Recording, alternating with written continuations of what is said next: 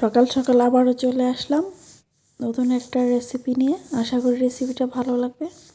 আসসালামু আলাইকুম। আজ আমি করে দেখাবো দেশি মুরগি আলু দিয়ে ঝোল।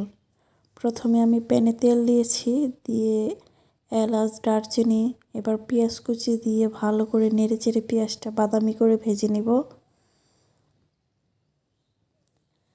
পেঁয়াজটা ভালো করে নাড়তে হবে। পেঁয়াজটা বাদামি করে ভাজা শেষ। এবার রসুন বাটা দিয়ে দিলাম 1.5 চামচ, 1 চা চামচ আদা বাটা দিয়ে ভালো করে নেড়েচেড়ে মশলাটা ভেজে নেব যেন কাঁচা গন্ধটা চলে যায়। এবার দিয়ে দিব 1 চামচ গরম মশলা বাটা, 1 চামচ জিরা বাটা দিয়ে ভালো করে নেড়েচেড়ে অল্প পানি দিয়ে দিব। এবার দিয়ে দিব লবণ 1 চা চামচ, হলুদ গুঁড়ো 1 চা চামচ, মরিচের গুঁড়ো 1 চা চামচ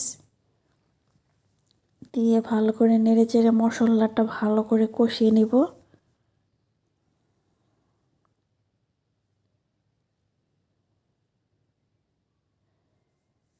এবার ঢেকে দিয়ে মশলাটা ভালো করে কষিয়ে নিব। মশলা যত কষানো হবে ততটা মজা হবে তরকারি।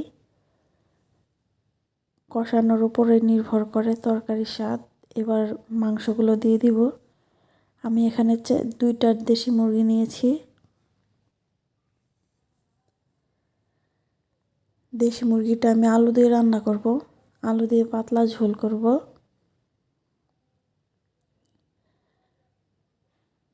ভালো করে নেড়েচেড়ে আমি কষিয়ে নেব মাংসগুলো।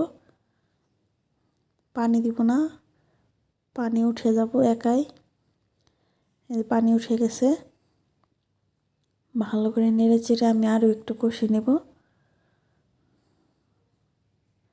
এবার দিয়ে দিব আলু। আলু দিয়ে ভালো করে নেড়েচেড়ে আর একটু কষিয়ে নেব।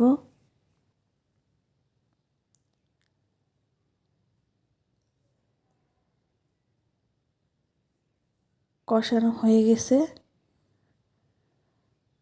ভালো করে নেড়েচেড়ে দিব। এবার পানি দিয়ে দিব। আমি একটু ঝোল রাখবো, সেজন্য আরও একটু ঝোল পানি দিয়ে দিব।